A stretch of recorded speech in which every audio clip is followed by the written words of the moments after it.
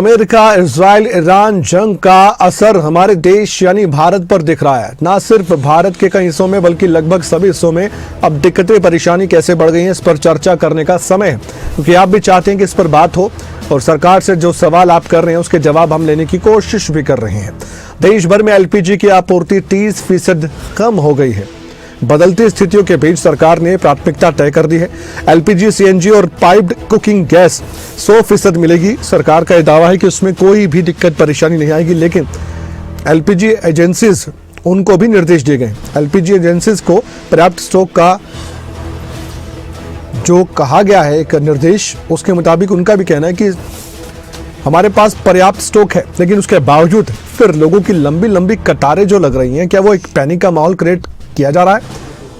देरी से सिलेंडर मिल रहा है। कालाबाजारी रोकने के लिए प्रशासनिक अधिकारी सक्रिय भी हैं।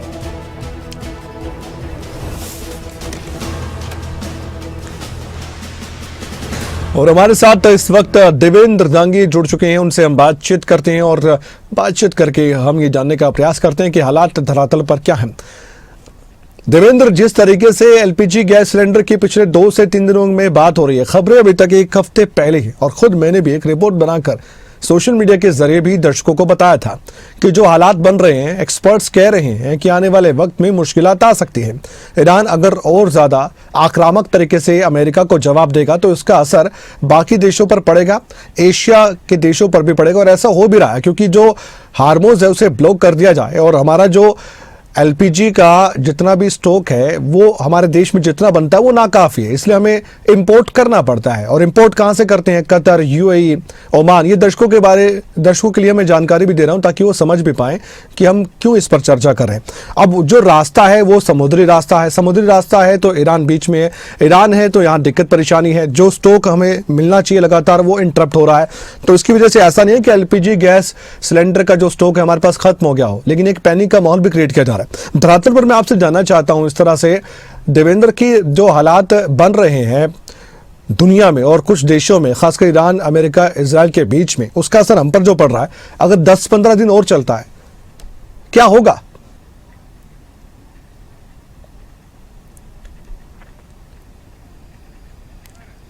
बिल्कुल कमल, देखिए अगर ये युद्ध लंबा अगर खिंचा तो उसके बिल्कुल साइड इफेक्ट वो हिंदुस्तान की जनता को भी भुगतने पड़ेंगे, इसमें कहने में कोई दो राय नहीं।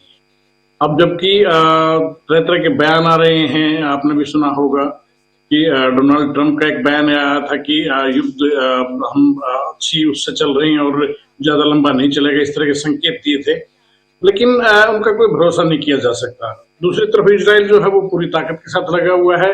इन सब के बीच जो तेल की आपूर्ति और खासतौर से जो गैस की आपूर्ति जो प्रभावित हुई, चाहे आप सीएनजी का जिक्र कर लीजिए, एलपीजी खासतौर से, क्योंकि एलपीजी के ऊपर अगर देखें तो हिंदुस्तान काफी बड़ा हिस्सा इसकी जो हमें चाहिए होता है उसका हम लोग जो है इंपोर्ट करते हैं, बाहर से मंगवाते हैं, और रास्ता वही है जो आपने बताया। दूसरा कोई वैकल्पिक ऑप्शन ज्यादा लंबा चौड़ा नहीं है।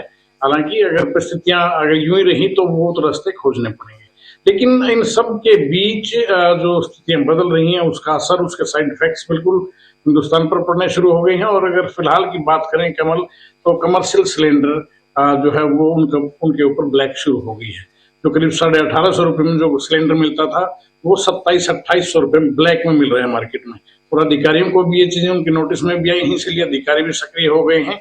बाकायदा अलग अलग जिलाधीश जो हैं, जिला उपायुक्त, उनकी तरफ से बाकायदा बैठकें ली गई। खाद्य एवं आपूर्ति विभाग को भी कहा गया है कि आप सप्लाई सुनिश्चित करें, लोगों को किसी किस्म की दिक्कत ना आने पाए। लेकिन कमर्शियल सिलेंडर की देखें तो वो क्राइसिस उत्पन्न हो गया और उनका असर जो है वो होटल, ढाबे, रेस्टोरेंट इस तरह के जो हैं उन पर पड़ने लग गया है। कई जगहों से इस तरह की खबरें आई हैं कि जो बड़े होटल या रेस्टोरेंट हैं जो कि कमर्शियल सिलेंडर के ऊपर जो सारा का सारा खाना जिनके यहाँ बनता है, क्योंकि 2-3 ऑप्शन है, पाइपलाइन के जरिए सप्लाई भी है, लेकिन जो ढाबे या रेस्टोरेंट हैं तकरीबन एलपीजी का जो कमर्शियल सिलेंडर है वो यूज होता है। बिजली की इतनी जो उपकरण जो है उनका इस्तेमाल कम होता है, क्योंकि ये गैस जो सस्ती भी पड़ती है, इजीली अप्रोचेबल रहती थी, तो उन पर खासा असर देखने को मिल रहा है। और इसी का परिणाम है कि जो करीब 1850 रुपए का जो कमर्शियल सिलेंडर मिलता था कमल, वो 2700-2800 इवन 3000 रुपए तक उसका रेट पहुंच गया है। दूसरी तरफ अगर बात करें तो केंद्र सरकार की तरफ से प्राथमिकताएं तय कर दी गई हैं। ये बिल्कुल स्पष्ट बता दिया गया है कि जो पाइप्ड गैस है इंश्योर किया गया कि 100% सप्लाई मिलेगी, कोई किसी किस्म की दिक्कत नहीं है। लेकिन कमर्शियल सिलेंडर की जो है वो खासी कमी बिल्कुल महसूस हो रही है। और दूसरा, एलपीजी की जो घरेलू उपभोक्ता हैं, घरेलू उपभोक्ताओं में भी ये थोड़ा सा पैनिक कहीं न कहीं देखा जा रहा है। बुकिंग ज्यादा की जा रही है, लेकिन एक बड़ी अपडेट और दे दूं कि बुकिंग हो नहीं पा रही है। कई जगहों से इस तरह की खबरें आई हैं कि ऑनलाइन बुकिंग का प्रयास किया गया, लेकिन बुकिंग हो नहीं पाई है। कोई सेटिस्फैक्टरी रिस्पांस, जो कोई जवाब जो है वो दिया नहीं जाता। ऐसे में लोगों में भी कहीं न कहीं एक ऐसी, अगर जब माहौल होता है तो लोग भी सोचते हैं कि पता नहीं कल को क्या हो जाए, इसलिए स्टॉक करने की कोशिश लोग करते हैं। हालांकि एडमिनिस्ट्रेशन की तरफ से भी कल कहा गया, डिप्टी कमिश्नर रोहतक की तरफ से बाकायदा बैठक ली गई थी अधिकारियों की, उसमें भी ये जिक्र उठा था और उन्होंने भी कहा था कि किसी भी प्रकार की स्टॉक करने की कोई आवश्यकता नहीं है और कालाबाजारी किसी सूरत में नहीं होने दी जाएगी। लेकिन कालाबाजारी तो होने लगी है, मुझे कहने में कोई दो राय नहीं है। दूसरी बात, जहां तक अगर बात करें घरेलू गैस एलपीजी की सप्लाई को लेकर, तो एजेंसीज का कहना है कि लोग ज्यादा बुकिंग करवाने लगे हैं। उसके पीछे रीजन जो है वो ईरान, अमेरिका, इजराइल का वॉर है कि लोगों में ये है कहीं कल को क्राइसिस हो, इसलिए पहले स्टॉक करके रख लीजिए। जिनके पास मान लीजिए 2 या 3 तक सिलेंडर हैं तो पहले से ही अपना कंप्लीट करके रखवा लेना चाहते हैं। ऐसी स्थिति में थोड़ी दिक्कतें पेश जरूर आ रही है। हालांकि एजेंसी संचालकों का साफ कहना है कि हमारे पास पर्याप्त स्टॉक है। लेकिन एक चीज नोटिस करने की और भी है कमल, कि जो बुकिंग होती है रूटीन में, उनमें भी बढ़ोतरी दर्ज की गई है। बुकिंग भी ज्यादा हो रही है और बुकिंग हो भी नहीं रही है। तो इससे समझा जा सकता है कि लोगों में एक भय का माहौल तो बिल्कुल बन रहा है कि कल को पता नहीं आपूर्ति मिल पाएगी, नहीं मिल पाएगी तो क्या स्थिति होगी। तो ऐसे में स्थिति जो है वो गंभीर होती जा रही है और एडमिनिस्ट्रेशन को बहुत ज्यादा सीरियसली इसमें काम करना पड़ेगा। बिल्कुल, राजा भी हमारे साथ जुड़े हैं। देवेंद्र, आप जुड़े रहिए। कुछ और सवाल मेरे हैं। राजा, राजधानी दिल्ली या दिल्ली एनसीआर, यहाँ पर हालात क्या है? अगर मैं गैस सिलेंडर की बात करूं, एलपीजी की बात करूं, सरकार का दावा है कि घरेलू सिलेंडर को लेकर तो कोई बाधा है ही नहीं, 100% सप्लाई है, कोई परेशानी नहीं है। फिर कंडीशंस कुछ आ गई हैं, क्या ये कालाबाजारी रोकने के लिए जो कंडीशंस है उसे हम माने, या फिर वाकई में कुछ दिक्कतें परेशानी लोगों को आ रही हैं? कमर्शियल को लेकर तो साफ तौर पर सरकार ने कह दिया है कि हाँ, थोड़ी दिक्कत आ सकती है।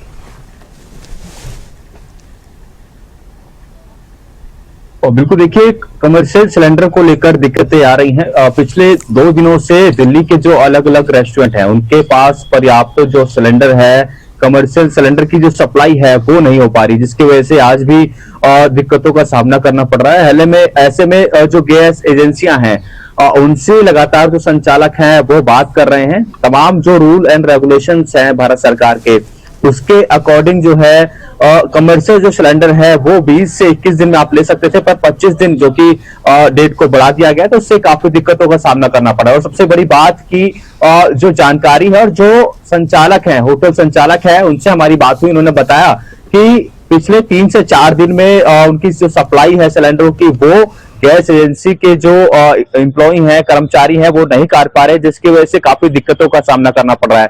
सबसे बड़ी बात की जो तमाम जो इनकी संस्था है, रेस्टोरेंट्स की जो संस्था है देश की राजधानी दिल्ली में, उन्होंने एक लेटर जारी किया है और चिंता जाहिर करी है कि आगे 3 से 4 दिन अगर ऐसा रहा तो जोमेटो और स्विगी की डिलीवरी उनको बंद करनी पड़ेगी। ये एक जो राहत की खबर हम इसको नहीं कहेंगे, क्योंकि लगातार जो लोग हैं, और देश की राजधानी दिल्ली की हम बात करें, लोग अपने ऑफिसों में टिफिन मंगाते हैं, लंच मंगाते हैं, डिनर मंगाते हैं, पर ऐसे में एक बड़ा जो लेटर है होटल संचालकों की तरफ से भारत सरकार को दिया गया है, क्योंकि उनकी डिलीवरी, जो सिलेंडर की डिलीवरी है वो नहीं हो पा रही, जिसकी वजह से उन्होंने यदि आगे हालात ऐसे रहे तो 3 से 4 दिन बाद वो स्विगी और जोमेटो की जो डिलीवरी है वो नहीं कर पाएंगे। तो बेहद चिंताजनक ये खबर है। और ऐसे में जिस तरीके से एलपीजी सिलेंडर के साथ साथ पेट्रोल की बात करें, तो पेट्रोल पंपों पर भी हमने रियलिटी चेक किया, जाकर उनसे बातचीत की, तो साफ तौर पर फिलहाल अभी पेट्रोल कि जो रूटीन में फिलहाल पेट्रोल जरूर लोगों को मिलता हुआ नजर आया, पर जो स्थिति है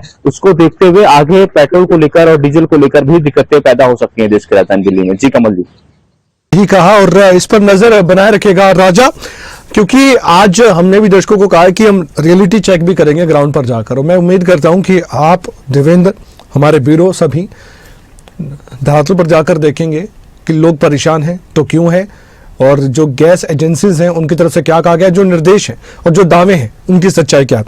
राजा, आपका धन्यवाद इस पर जानकारी देने के लिए। लेकिन देवेंद्र, एक अंतिम सवाल है इसी खबर को लेकर मेरा आपसे।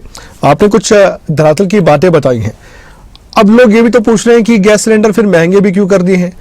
क्या ये मानकर चलें कि वैसे तो हर महीने हम देखते हैं कि रिवाइज होते हैं रेट, फिर भी लोगों के मन में तो ये शंका है और एक माहौल ऐसा क्रिएट भी किया जा रहा है। सोशल मीडिया पर तरह तरह की भ्रांतियां हैं, अफवाहें हैं कि ये हो गया, भारत पर असर पड़ेगा, तेल महंगा हो जाएगा। लोग अब कई जगह देखा जा रहा है, वीडियोस आ रहे हैं कि लोग अब पेट्रोल डीजल को भी स्टॉक करना चाहते हैं, ज़्यादा से ज़्यादा भरवा रहे हैं पेट्रोल डीजल पेट्रोल पंप पर जाकर। जो बांग्लादेश और पाकिस्तान में हमने देखा वो हमारे देश में ना हो जाए, कम से कम हम उम्मीद करते हैं। और हम अपने ज़रिए भी ये अपील करना चाहते हैं कि ऐसा नहीं है कि हमारे देश पर कोई संकट आ गया है या हमारे देश पर डायरेक्ट कोई बैन लगा दिया किसी ने, ऐसा बिल्कुल नहीं है। थोड़ी सी दिक्कत है, कुछ दिन की है, मामला सोल्व होगा तो फिर से सामान्य तौर पर हम सब कुछ देखेंगे। हाँ, थोड़ी दिक्कत आती है अगर दुनिया में कुछ होता है, क्योंकि हम कई बार हमारी जो ऊर्जा को लेकर निर्भरता है उस पर चर्चा भी करते हैं और आने वाले वक्त में इस पर काम करने की भी जरूरत है देवेंद्र। इसमें कोई शक की बात नहीं है कि जितनी ज्यादा हमारी निर्भरता रहेगी दूसरे देशों पर उतनी दिक्कतें हैं। लेकिन आज की सच्चाई क्या?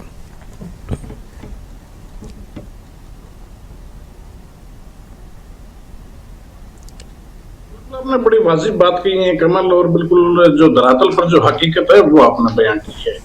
और जहां तक लोगों का जो जिक्र है कि आपने जिक्र किया कि युद्ध अगर लंबा खींचता है तो लोगों में देखिए बिल्कुल इसके साइड इफेक्ट्स पड़ेंगे, इसमें कोई दो राय नहीं है।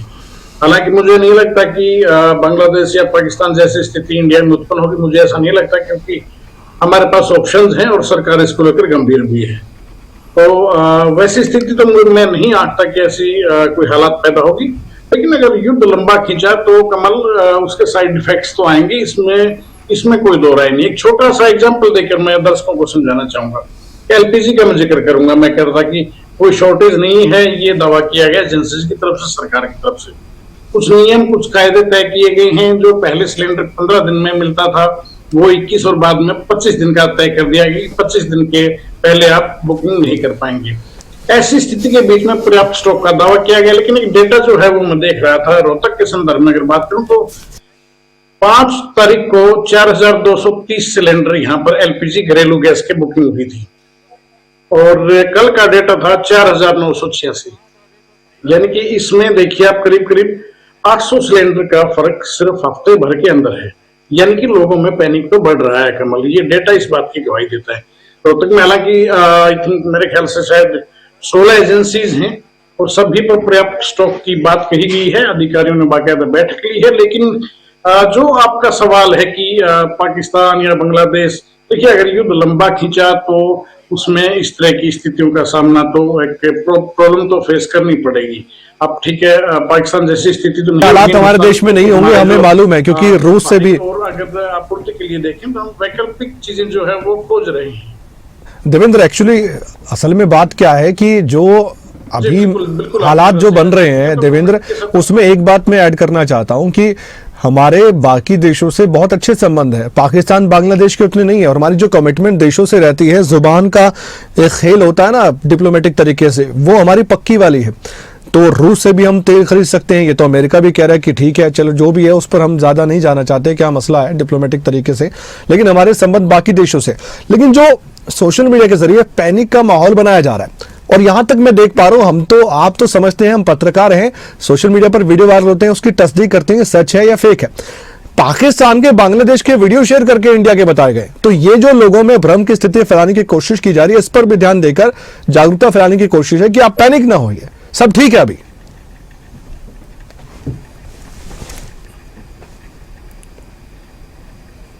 देखिए कमल, बड़ी वाजिब बात आपने कही है। और ये जो खेल जो होता है कि पैनिक की स्थिति जो पैदा की जाती है, इसके पीछे भी मैं देखता हूँ ऑर्गेनाइज तरीके से ये सब कुछ किया जाता है ताकि लोगों में भय का माहौल बने और लोग स्टॉक करना शुरू कर दें।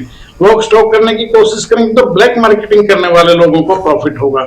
जो ब्लैक मार्केटिंग करने वाला जो माफिया है वो इस तरह के ऐसे वक्त में, क्राइसिस के वक्त, चाहे कोई भी हो, वो सक्रिय हो जाता है। तो ऐसे तत्वों से निपटने के लिए भी सरकार को गंभीरता से कदम उठाने होंगे ताकि कोई पैनिक की स्थिति उत्पन्न ना हो, कोई फेक इंफॉर्मेशन, फेक न्यूज जो है वो स्प्रेड ना हो जो लोगों के दिलो दिमाग पर असर डाले और स्थिति बिगड़े। इन चीजों के ऊपर चेक रखना पड़ेगा। कमल, आपने बड़ी वाजिब बात की, बड़ा एक जायज सवाल आपने उठाया है कि इस तरह की मैसेज जो है वो स्प्रेड किए जाते हैं, चाहे व्हाट्सएप से लगा लीजिए या अदर जो सोशल मीडिया की जो प्लेटफॉर्म है उस पर भी इस तरह की सूचनाएं तैर रही, काफी गलत चीजें तैर रही हैं। कोई हिंदुस्तान का बता रहा है वीडियो का, जब कोई वीडियो वो पाकिस्तान का है, तो इस तरह की चीजों का लेकिन कॉमन मैन के दिमाग के ऊपर ये चीजें स्ट्राइक करती हैं, असर पड़ता है। वो कोशिश करता है कि कल को पता नहीं क्या हो जाएगा, इसलिए आज ही मैं स्टॉक करके रख लूं, क्या पता कल को मुझे एलपीजी की बुकिंग ना हो, क्या पता मुझे सिलेंडर मिल ही ना पाए, क्या पता पेट्रोल डीजल ना मिल पाए।